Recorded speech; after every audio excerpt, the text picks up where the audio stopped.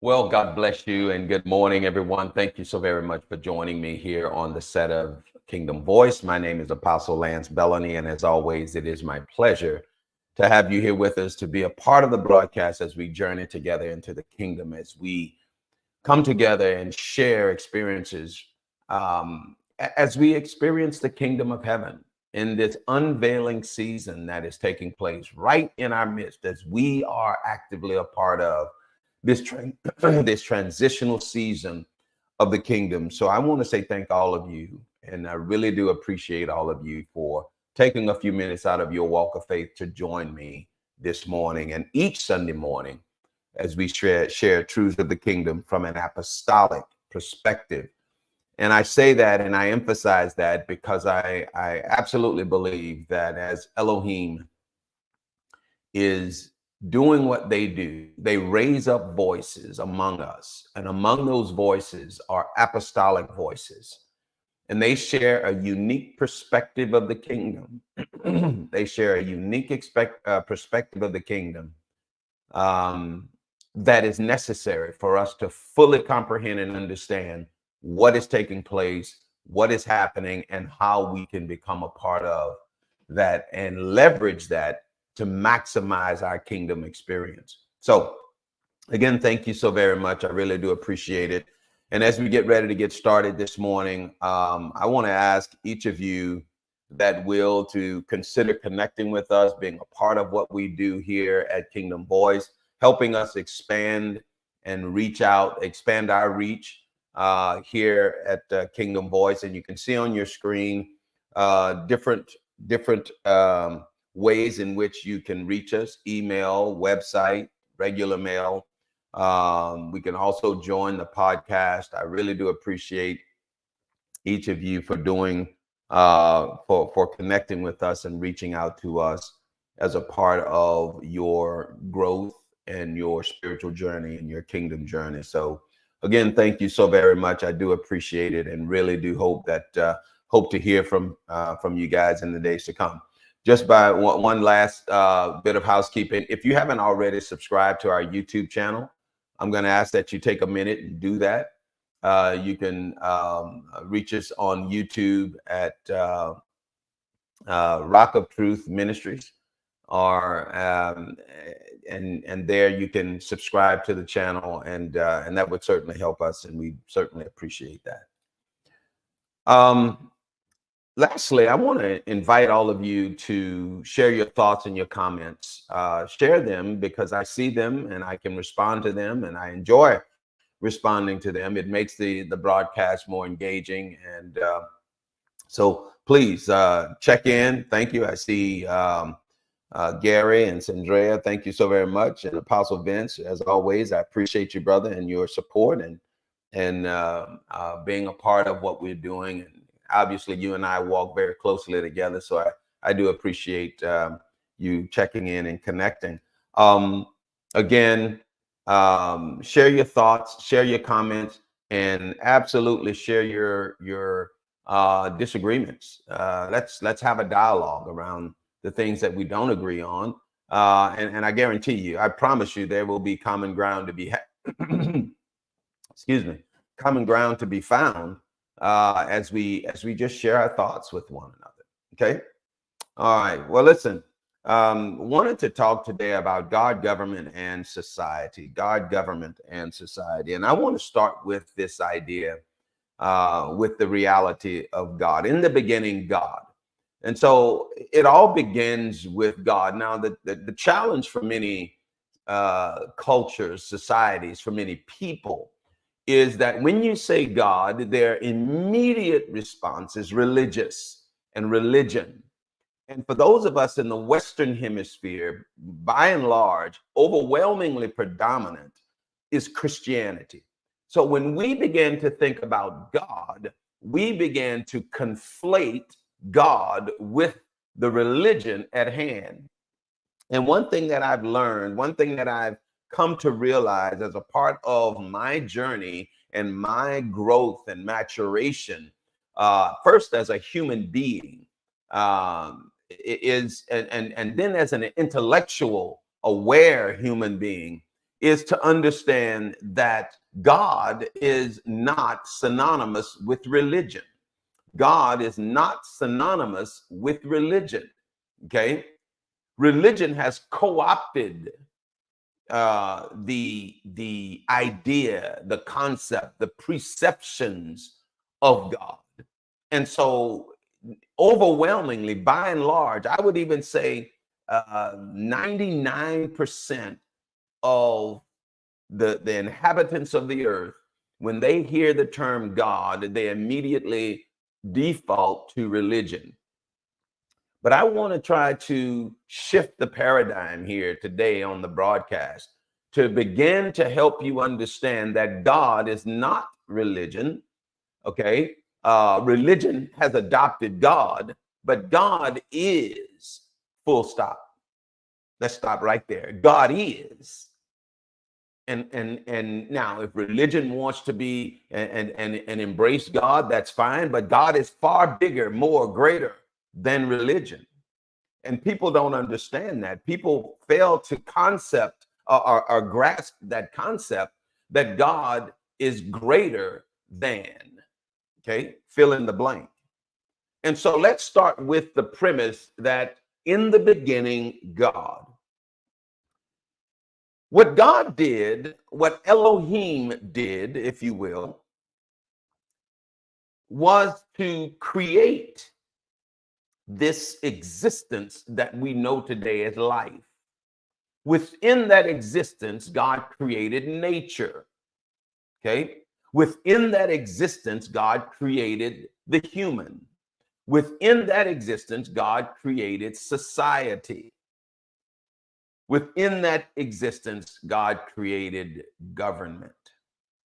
So when we start talking about, the concept of God, we need to understand that God is first and foremost, and then from God proceeds everything else.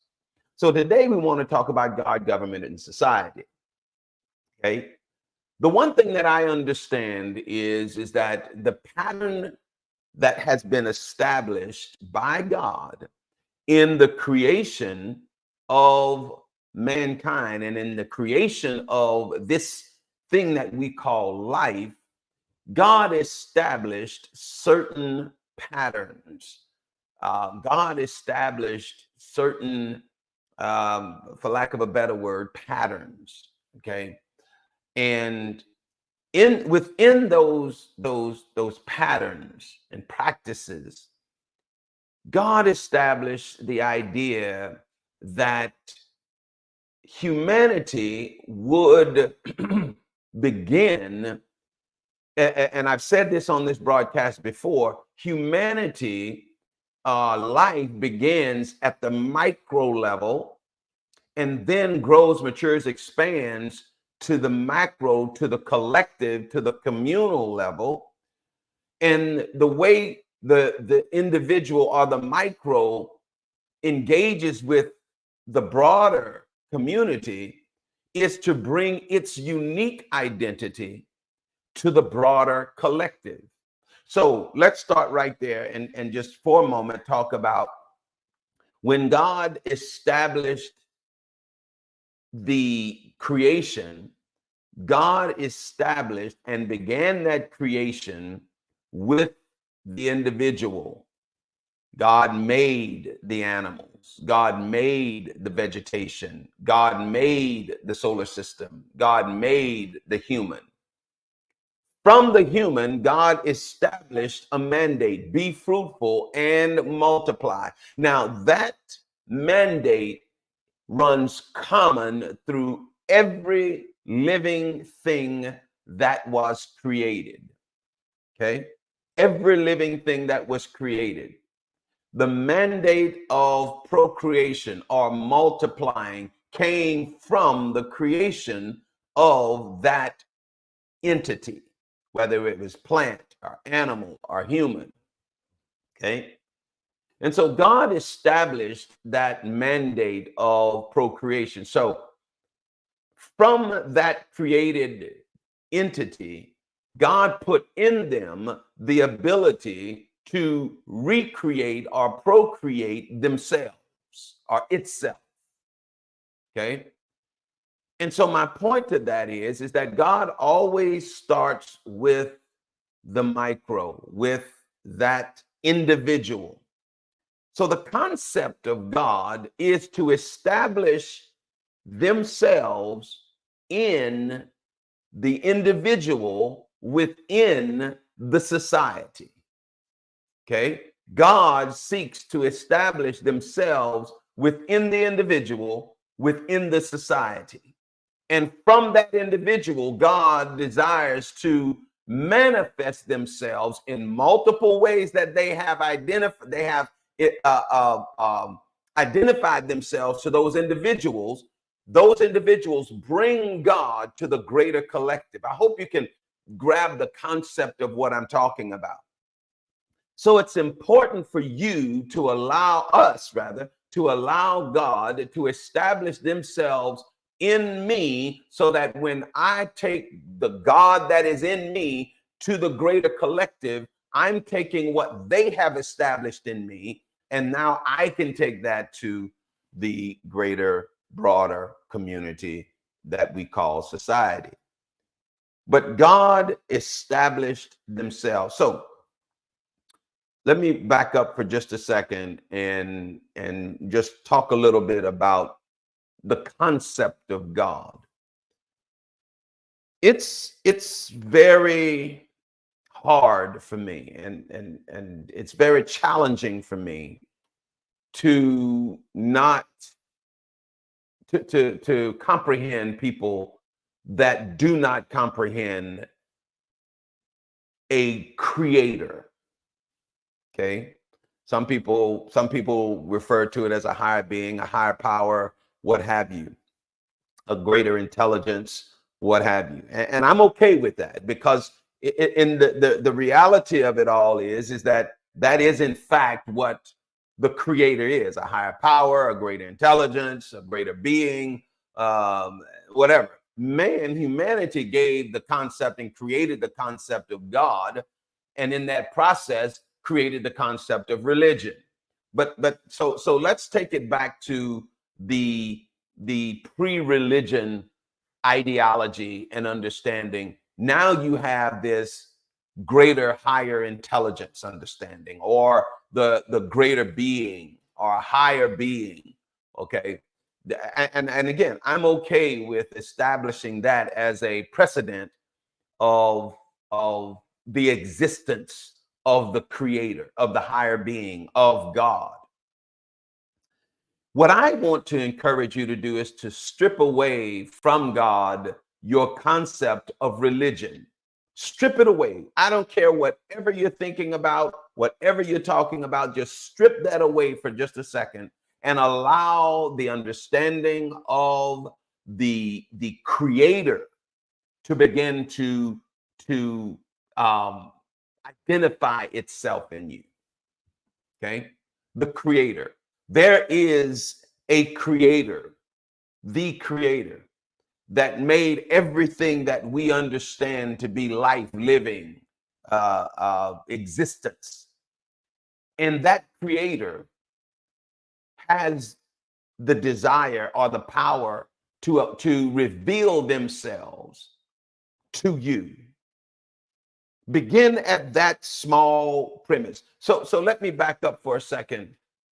Let me back up for a second and say that the creator, when they began this process, and again, let's talk about humanity. When they began this process, they started with a single human, and that human, being single, contained all that human needed to procreate, which meant that in the beginning, that one body, that single human, had both the masculine and the feminine as a part of its identity. Okay. And within that single identity was the ability to procreate. Okay. It wasn't until after, sometime later, that the masculine and the feminine were separated from each other and became two unique individuals. Okay. And when they were one, it was interesting. It was, or rather, after they were separated, it was interesting that uh, God was communicating and speaking with that individual. It wasn't someone else telling that individual what God said. It was God speaking directly to that individual. And you can see that common chord throughout even the existence of humanity. God reveals themselves to the individual, and the individual receives a mandate from God, and that individual goes and engages with the broader society to bring to that society what they have received from God. Okay. And that's the pattern that God wants to establish. And today, as we want to talk about God, government, and society, I want you to understand, or I want to present to you what my engagement with God is. And you can take that and you can do with that as you please. But my engagement with God is to allow God to speak to me, to have God direct me, and then have me go and share that, not impose that, but share that with the broader community. Okay. As we begin to share our mandate, our directive with the broader community, they get a chance to hear something that perhaps God hasn't said to them, or for certain, hear it in a way that God hasn't said it to them. Okay. Because sometimes we can hear the same thing in a different way, and then it brings about a greater understanding of the thing that we've heard. Same thing, mind you. Matter of fact, there's a interesting phenomenon that often takes place, especially if you've raised children. You know exactly what I'm talking about. You can tell your child thus and so, thus and so, thus and so multiple times. And after a while, it gets dull in their hearing. And then an outsider comes and says virtually the same thing. And they grab it and they act like they never heard it from you. And you looking at them and saying, I just told you that 50 times over the last year. Anyway, you get my point. Why? Because they heard it in a different way, and it rang in their ears and their understanding differently. And so now they're able to grasp the concept of something that they already knew, already heard, but it made an impact because it just came across in a different way. That's the value of bringing your mandate and perspective, or should I say your directive that you've received from God to the broader community. Apostle Vince and I often talk about letting your voice, allowing your voice to go forth. It's imperative for you to let your voice go forth because the broader community has never heard it the way you're going to bring it forth. Okay. Backing up for just a little bit, I want to encourage you to remove your preconceived notions of God and divorce it, divest it of a religious context. God is not religion. Did you hear what I said? God is not just religion. Okay.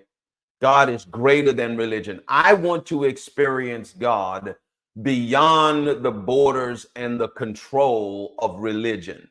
I want to experience God beyond the confines of religion, because religion restricts God's existence to a prescribed set of rules, edicts, tenets. Religion restricts God. life allows God to be all that they can be within us. So I want to experience God beyond religion. When we start talking about what God and how God established order in the earth, God established rules, even within any kind of relationship. There are rules that the participants in that relationship begin to impose upon the relationship, meaning that one may say, this is acceptable, that's not acceptable. This is acceptable, that's not acceptable. Okay? Those are the rules that began to govern, if you will, the order within that relationship. You could call them laws for that relationship, rules, mandates, edicts, whatever the case may be. You begin to put boundaries around that relationship. Those boundaries are not predicated upon what someone else says. Those boundaries are freely and willfully entered into by the participants of that relationship. Okay? And that's the way life works. That's the way Elohim establishes relationships, is that they begin to put boundaries around us, not predicated on other people's boundaries, but predicated on the mandates that this relationship between me and God has been established. I embrace those boundaries, those edicts, and those mandates, and I begin to govern myself accordingly. That's the way Elohim has established this, the order within a relationship. I'm reminded of my wife and I. There were certain things that my wife and I established between us when we began to get to know each other and began to form and establish a relationship with each other. There were things that we began to mandate between us. Now, what we mandated between us had nothing to do with someone else saying, this is what you have to do. No, we established between and amongst ourselves how we would govern ourselves. And now 39 years later, we are still governing ourselves accordingly. The beauty of establishing mandates between you is because they can change. As long as you, the two parties or the parties involved, decide to change those mandates and those edicts and those laws, if you will. So God is the author of order and law. So that's not an uncommon concept with God. God established between each relationship that they have the law that governs that relationship. That law is created between God and the individual, between God and the society. Hello, somebody. That law is established. We're going to talk about that in some greater detail here in just a second. But again, I want to remind all of you and ask all of you, if you have any thoughts, your comments, your questions, or your suggestions, please feel free to drop them in the comment section. I can see them, and I really, really look forward to engaging with you along those lines. Having said that, it is God that establishes the order, the law. Law is not a foreign concept. The problem with law, as we currently see it, and as it has been defined by religion, is that other people establish the law that they try to impose upon other individuals. That's where law, if you will, violates the order of intimacy or relationship. Others cannot establish, and I'm going to qualify that now in just a minute, but others cannot establish law between me and God. No one else can establish law, governance between me and God. That's between me and God. So when it comes to me and God, everybody else has to step away. I tell you what God has said to me. You don't tell me what God is saying to me. I hope so that was a nugget for somebody. You don't tell me what God is saying to me. I tell you what God is saying to me.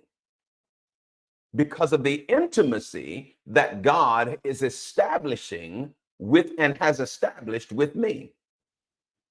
When you begin to look at the engagement with God from that perspective, then you begin to see how irrelevant religion becomes, because religion tries to tell me what God is saying, will say, has said to me. That's where religion and intimacy are irreconcilable, because religion wants to tell me what God is saying to me, and intimacy doesn't allow religion to tell me what God is saying. Okay?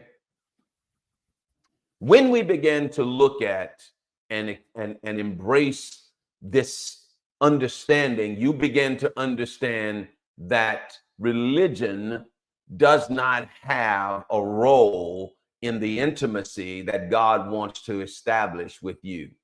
Okay? So let's talk now about government. Okay? Earlier, I talked about it's the law that has been created between me and the individual that I am in relationship with that establishes the governance of that relationship. So when God begins to step outside of the individual and God wants to reveal themselves to the broader community that we call society, the way in which God begins to establish order within a society is that God began and has established governance or government. Okay? God establishes government in our society and in society. One of the things that I have absolutely come to understand is that you cannot have a functioning society without government. You cannot have a functioning society without government. Government is the means by which order is established within a society. Government brings that order. You see, because government is the authority that allows a society to become cohesive, to become unified, okay? To become, if you will, homogeneous. Now, it's interesting to understand that in the process of government, there are different types of government and governance, okay? There is communistic government. There is socialistic government. There is capitalistic government. Okay, and I've talked about those: communism, capitalism, and socialism on a previous broadcast. But then, if you will, there is dictatorial government. Okay, there are monarchy, patriarchy, and monarchy governments, kings and queens and rulers. Okay, and then there is what this country represents, is a democratic government. So you have these different types of governances, okay, all legitimate within themselves. And I'm not here to say that communism or capitalism, you can't have those governments. You can. They're all legitimate within themselves. Okay. Let me explain that. Let me explain that in just in as quickly as I can. Communism is a legitimate form of government. Okay. Communism allows a particular style of government to bring order to those people. Socialism is another form of government, and it allows a form of governance and order to those people. Okay. Democracy is a third form of government. Once again, bringing a level of order, excuse me, to those people. Monarchy is a different form of government, bringing order to those people. But when you begin to understand the nuances and begin to compare one, communism to socialism to monarchy to democracy, when you begin to compare those to one another, you begin to quickly understand that there are benefits and then there are detractions from each one of them. And when you begin to look at them as a whole, and I've done that at a certain level. I've never experienced capitalism or socialism. I've only lived under democracy. Okay. But when you begin to compare them, you begin to see that there are some major benefits of some and some major problems and detractions from others from the perspective on which you look at it. When we start talking about government, we have to begin to understand that it is God first that established government. One of the things that God desires to establish, and we understand this, is liberty. Where the Spirit of the Lord is, if I could use that, if I could draw from one of the religious writers, where the Spirit of the Lord is, there is liberty, freedom, access, abundance, life. Where the Spirit of the Lord is, there is liberty. If we want to allow God to have full reign within a society, we have to allow God to establish that society on the basis of liberty, freedom, choice. We have to allow God to establish that society on those premises. And the moment God begins to establish a society, God begins to establish within that society a government and laws that govern that society that come from God. Again, I spent so much time emphasizing getting your thoughts out of religious context and allow God to establish themselves on the context of life and liberty. When we begin to look at God from the context of life and liberty, freedoms, you begin to understand that the laws that God creates around a society are geared to provide the greatest liberty, the greatest life, the greatest opportunity that that society can achieve the ultimate goal of glorifying God. God isn't looking to be glorified in a religious context. God is looking to be glorified in the context of He created us We created the society. He's given us the governance to bring about life and liberty that glorifies God. When a society becomes all that that society can become, God is glorified.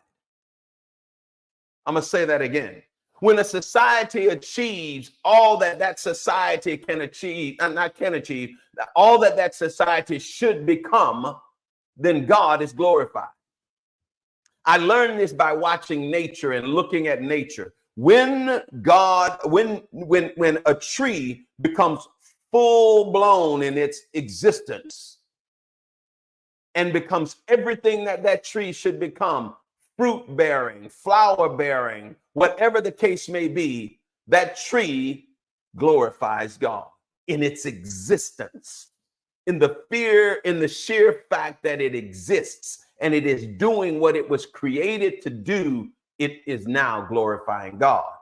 That's when you glorify God. Words don't glorify God. Being glorifies God. I hope you grab that. Words don't glorify God. Words may praise God, but they don't glorify God. Being glorifies God, meaning being shines the light on God that his creation has become all that he intended that creation to become. That's when we begin to glorify God. So back to governance. When God begins to establish order within a society, he uses the form of governance or government to establish that order. That's where we get laws from. So we get precepts from. And from those laws and precepts, we get order. So let's back up for just a second and talk about communism, socialism, monarchy, and democracy. Okay. Communism is earmarked by the government dictating to the people. Okay. Government dictating to the people what is to be, how you will behave. It's what government does. Okay.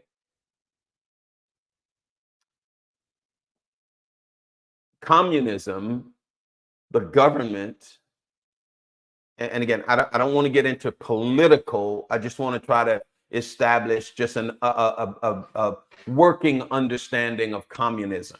Okay, I don't want to get political here. And I know it's easy to do that. I just want to talk a little bit about the structure and order of a communistic government. The government owns everything. You don't own your property, you don't own your land, you don't own your life. The government owns it all. They allow you to have certain things. Socialism is a little bit different than communism in that the government doesn't own it, but through means and taxation, the government takes it and redistributes it to the others in the community as the government sees fit.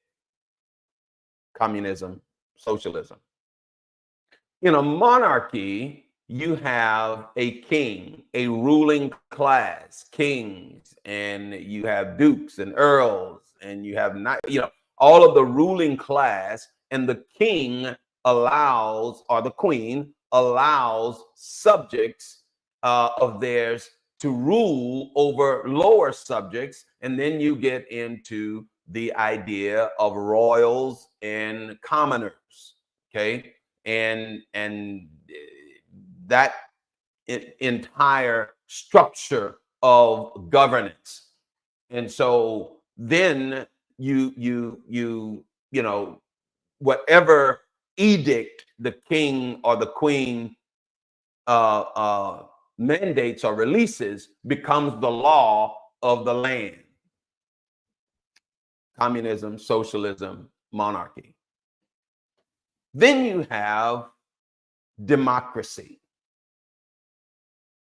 And to use democracy as an example, the unique form of democracy that we share in this country called the United States of America is what is called a democratic republic.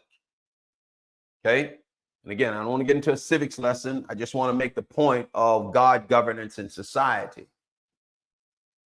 The difference and the overwhelming difference between the first three and a democratic republic, which is the form of democracy that we have in the United States of America, is that it is not the government. In spite of what we're seeing today, it is not the government that is dictating to the people, but rather by representative governance, we send people to the government to represent our particular interests.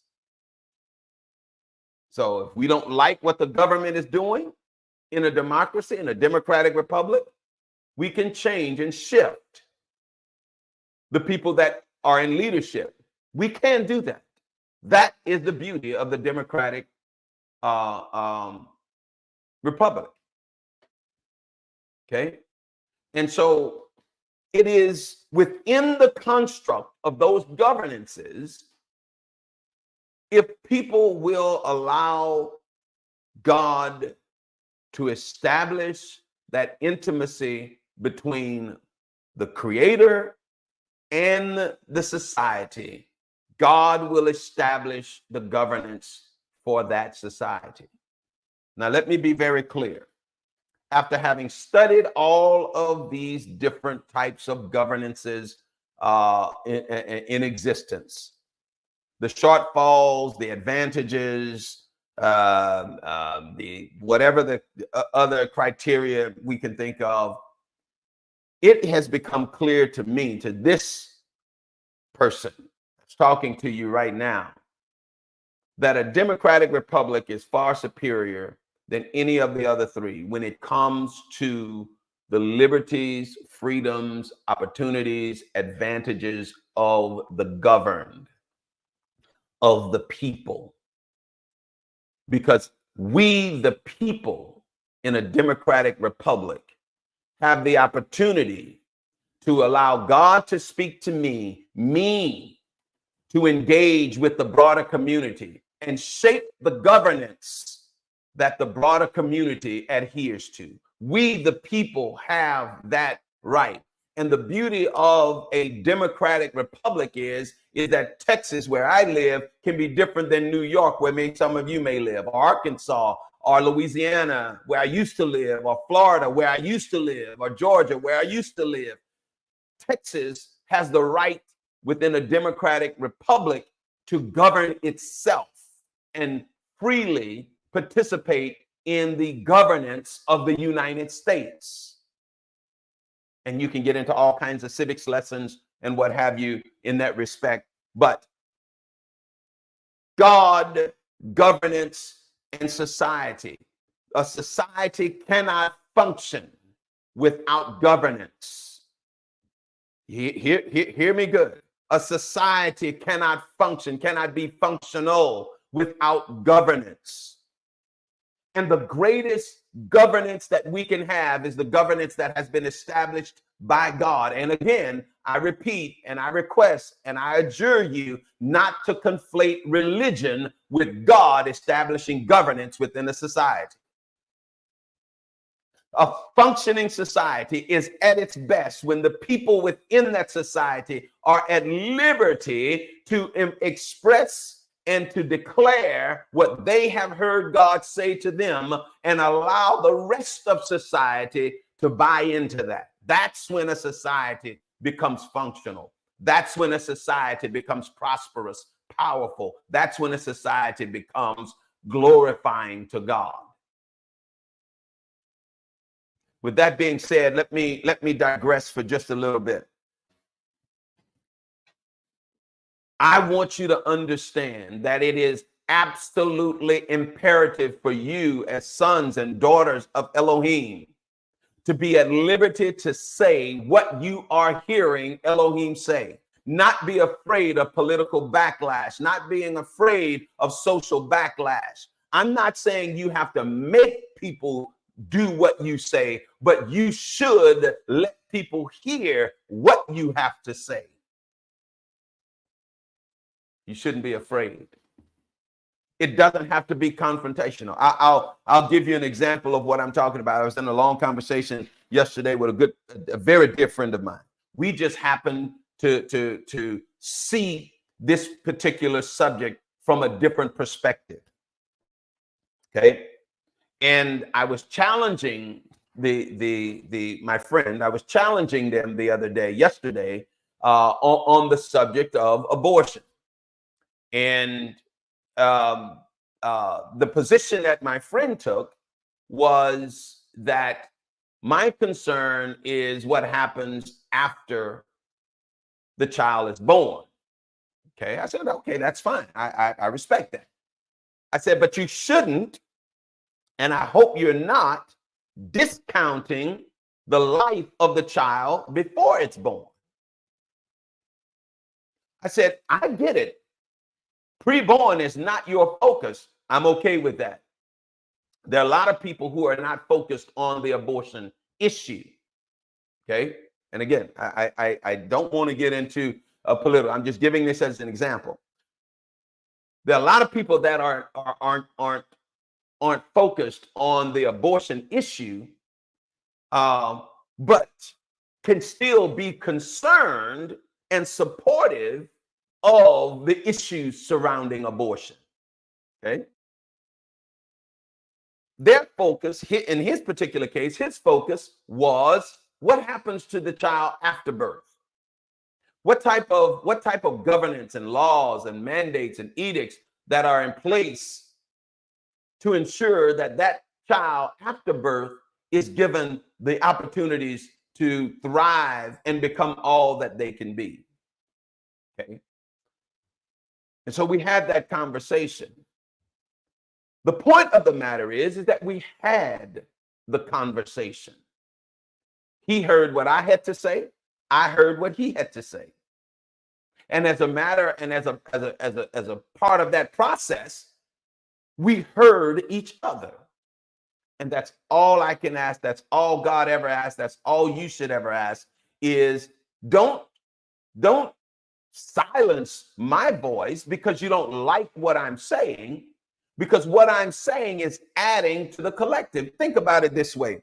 What if the voice of my feet, now I'm speaking metaphorically now, the voice of my feet telling my body that we're in danger, okay?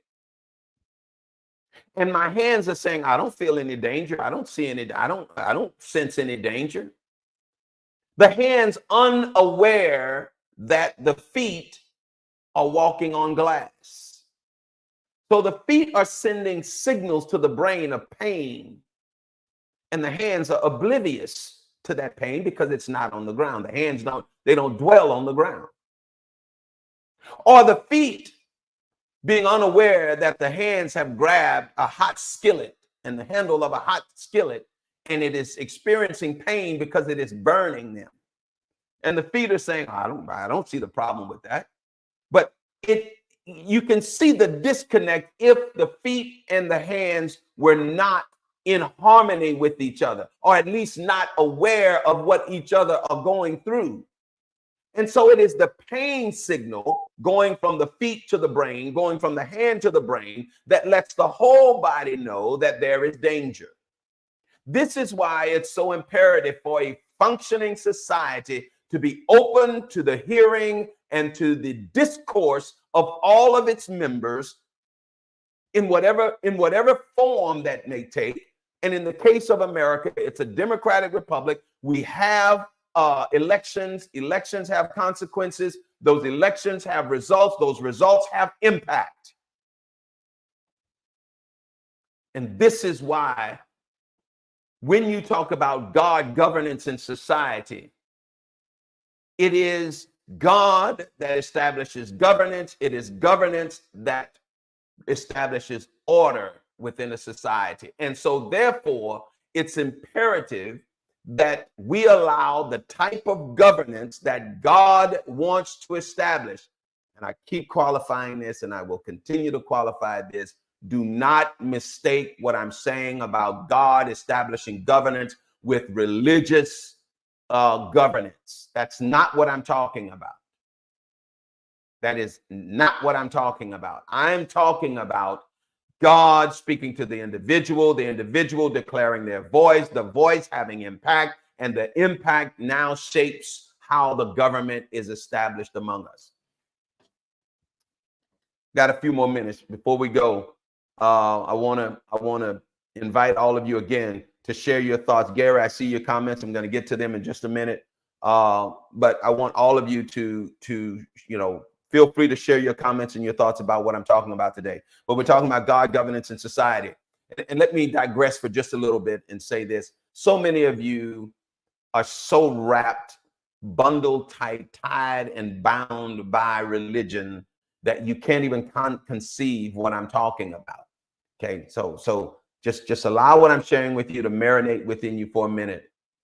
You're so tied up in the rapture and Jesus is coming soon, and the way they say Jesus is coming, and how they say Jesus is coming, and when they say Jesus is coming, and all of that you have completely missed the mandate of glorifying God in the earth. Okay. So having said that, I want to say that we have got to allow God to become more for us than just an escape route or an escape plan. We've got to allow God to be for us that mandate to change, to shift, to establish the plan of God in the earth. And one of the means by which God does that is governance. I want to close by saying this, and before I get to the comments that you guys are making. It is the belief of this voice that the greatest governance on the planet that we can have is a governance where the people establish the governance, where the people are governed by the consent and the will of the people. And if we, the people, don't like the government and the governance that we have, then we, through the law or through the established prescribed means, can change the governance and government that we have. We can do that. That's the greatest societal governance there is. And I believe, again, this is the belief of this voice, that it is God's will that the people govern themselves and establish the governance that He has spoken to them to establish. So the reality of it is that it's not really God governance and society, but it's rather God, society, and governance. God speaks to people. And I believe this, and let me be very clear. Let me be very clear. I believe this, that God carves out for themselves peoples. And I think the pattern was established the way God established and carved out the Hebrews. I believe God established and carves out others. And God wants to establish a powerful governance among those, a powerful society among those people, which may be slightly different than the other society that God carves out amongst another people. Have you ever thought about it that way? Have you ever considered that? And again, I want to go be very clear and say, I believe this country that we're in started the right way, then got into some challenges, some diabolical challenges, slavery being among them, racism being another, that this country got into, that I believe this generation of heirs of the kingdom are going to play a powerful role in correcting. Not through the forms and not through the ideology of religion, but through the ideology of intimacy.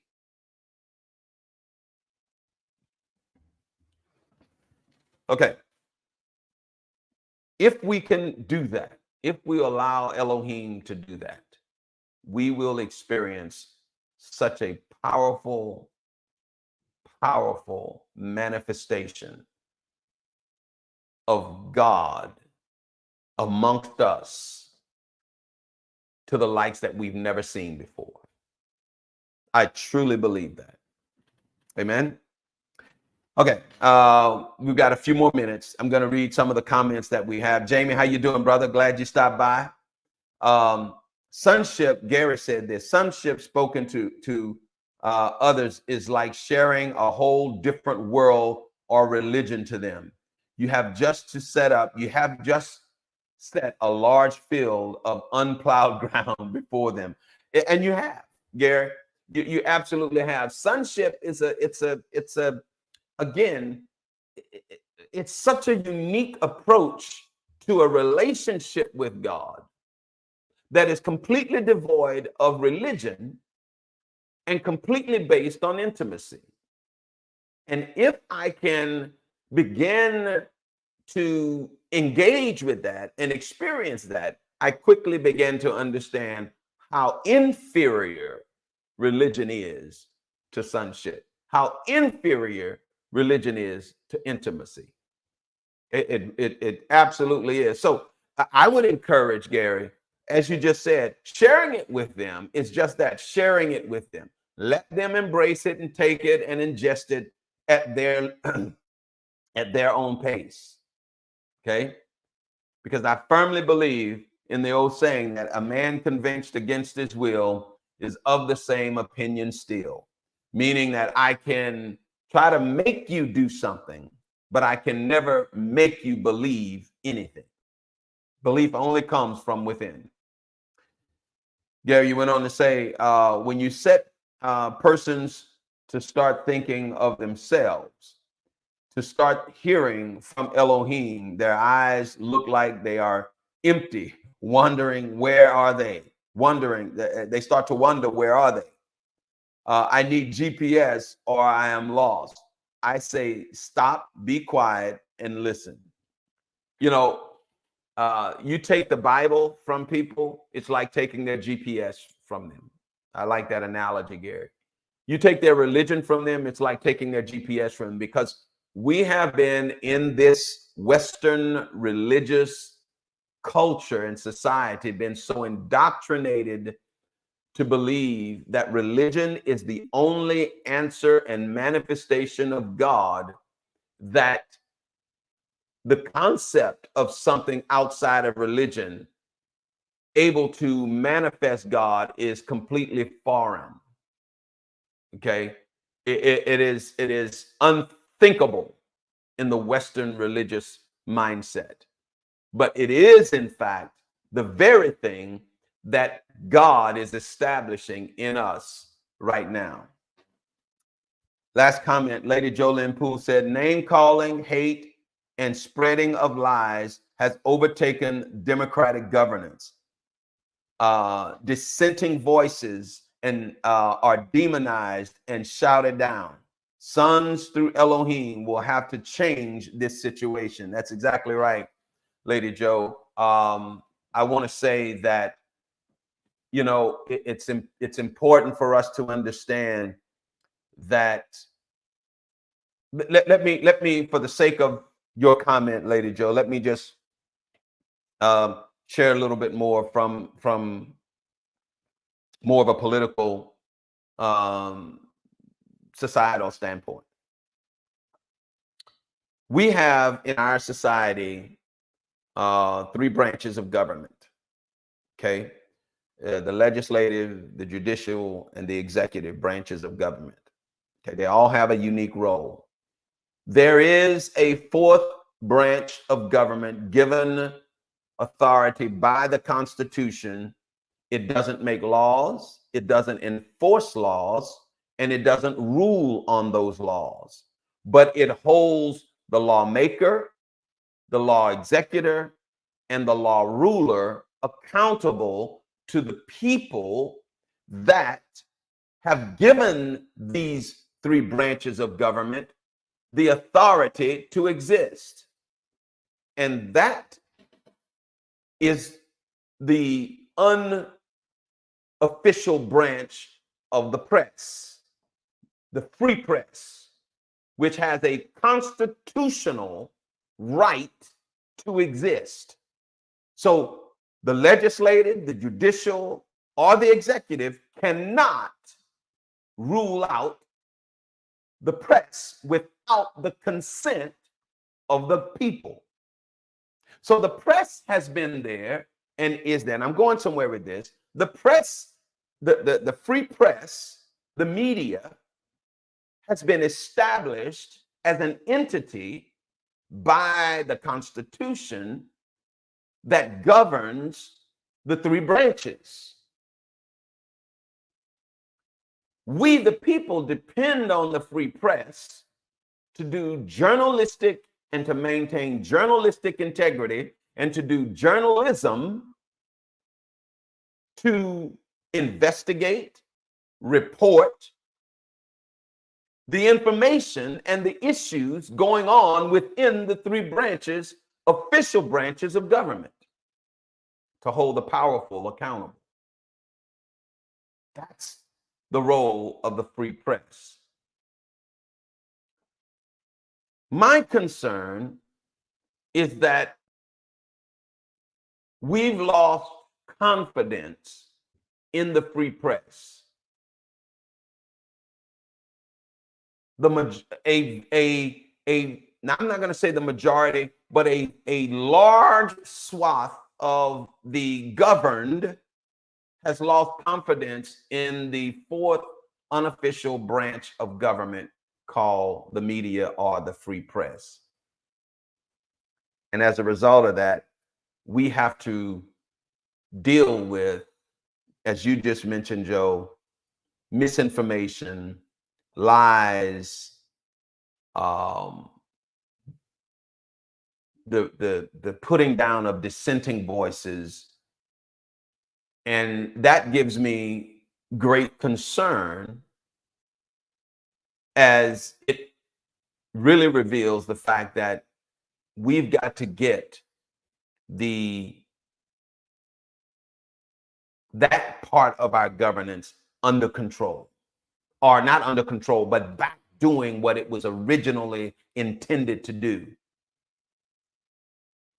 And I'm concerned that that's going to be a hard task for us to do. So to your point, Lady Joe, name calling, hate, and spreading of lies has overtaken the democratic governance. Absolutely. You can't, and we're living in a time, in a society that, and let me say this, and I'll close on this to make the point that I was about to make. My friend and I were having a conversation, that's this conversation that I was telling you about. And when he could not answer and could not respond to the challenges that I was presenting, and I called him out on it, by the way, he resorted to name calling. And I called him out. I said, you and I have known each other for over 30 plus years. And now you want to suggest that and hurl that accusation toward me. I'm not going to tell you what he said, but I said, brother, I give you way more credit than that. I give you way more, you way above what you just did. So I'm going to just ignore that. And he acknowledged it. He acknowledged it. But the tendency is to resort to name calling when we have no response for what has been presented. We have no response. So now I get into name calling, and that happens broadly on the media. You can watch it on YouTube. You can watch it on the regular. If you're a consumer of MSNBC or Fox News or CNN, any of the cable news networks, you can witness name calling, and it doesn't have to be cable news. Any opinion show, we've degenerated into name calling. I want to invite all of you that are listening to this broadcast, step above the fray, deal with the issues with facts, and you'll never have to resort to name calling. You'll never have to resort to name calling. I have never let me back up. When I am engaged in open debate with someone, I never resort to name calling, because they have the right to their opinion. I have the right to my opinion. None of us have the right to our own facts. The facts are what they are. And if you have the facts, lay them out. Make the argument. Defend the position that you take with the facts, not just with opinion. Amen? Wow. God, governance, and society. I hope that you guys have gained a bit from that. Thank you, Gary. Thank you, Lady Joe, for your comments. I really appreciate that. And it means a lot for us to hear from you. Janet, thank you. Jamie, thank you for stopping by. Jamil, thank you. I really appreciate it. Tia, I see you. Thank you so very much for stopping by. And of course, Gary, I really appreciate it. Sandrea, guys, thank you so very much for joining me this morning and being a part of the broadcast. I want to invite all of you to connect with us. And again, those of you that would like to make a contribution, you can see on your screen Cash App or PayPal. It would really mean a lot to us. We want to expand what we're doing. We want to improve the studio. Just do some more things to be able to bring more content to you. It would mean a whole lot to us.